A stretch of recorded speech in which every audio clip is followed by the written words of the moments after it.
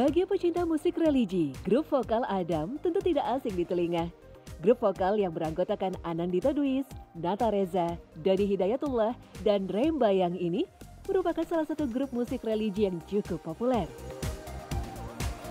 Selain karyanya yang kerap jadi perbincangan, kehidupan pribadi para personel Adam pun selalu disorot publik. Terlebih, proses pernikahan keempat personelnya. Semuanya menikah tanpa proses pacaran, tapi melalui proses ta'aruf atau perkenalan.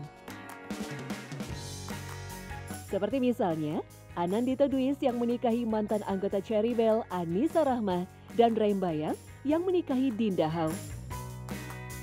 Kisah pernikahan Nata Reza dan sang istri, Wardah Maulina, juga terbilang tak biasa. Hanya melalui proses ta'aruf selama 3 jam saja, pasangan ini mantap ke pelaminan.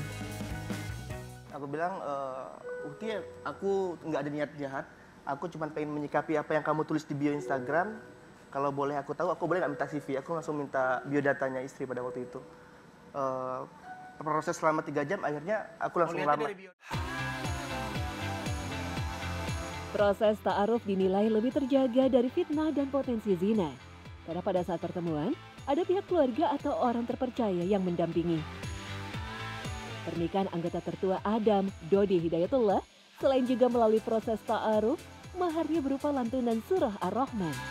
Dulu malah ada sahabat Rasulullah yang kemudian ketika ditanya kamu punya apa, kata Rasulullah, nggak punya apa-apa, besi pun nggak punya. Ya udah, kamu punya hafalan apa? Saya punya hafalan Al-Quran surat Anu, kata sahabat Rasulullah. Kemudian akhirnya kata Rasulullah, ya udah itu jadikan mahar. Itu surat romantis di antara. Memang semua surat itu bagus ya kak. Iya, cuman bagus. Ar-Rahman ini memang menggambarkan betapa rahmannya Allah sama hambanya. Makanya aku pengen mudah-mudahan rahmannya Allah ada dalam rumah tanggaku gitu loh. Menyebut surah Ar-Rahman, memang imajinasi sebagian masyarakat Indonesia akan kembali kepada salah satu film yang sempat populer di tahun 2008 silam, film Ayat-Ayat Cinta Pertama.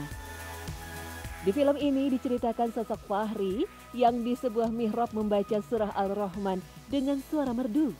Imaji yang dihadirkan saat itu adalah bahwa surah Ar-Rahman adalah surah yang bernuansa romantik dan merupakan surah pilihan untuk seseorang menemukan atau memantapkan jodohnya.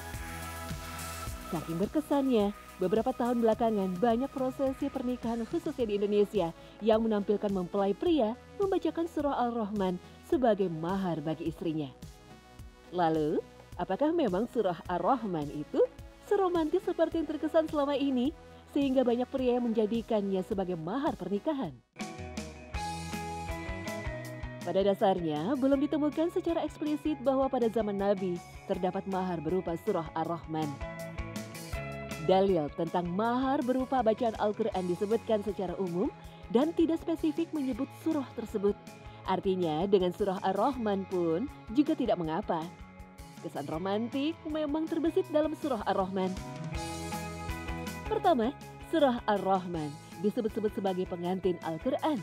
Berdasarkan riwayat Al-Baihaqi, segala sesuatu memiliki pengantin dan pengantinnya Al-Quran adalah surah Ar-Rahman. Sayangnya hadis ini dhaif atau lemah. Namun begitu, terlepas dari kualitas hadis yang lemah, penyebutan bahwa surah Ar-Rahman adalah pengantinnya Al-Quran merupakan pujian dan sanjungan terhadap surah ini.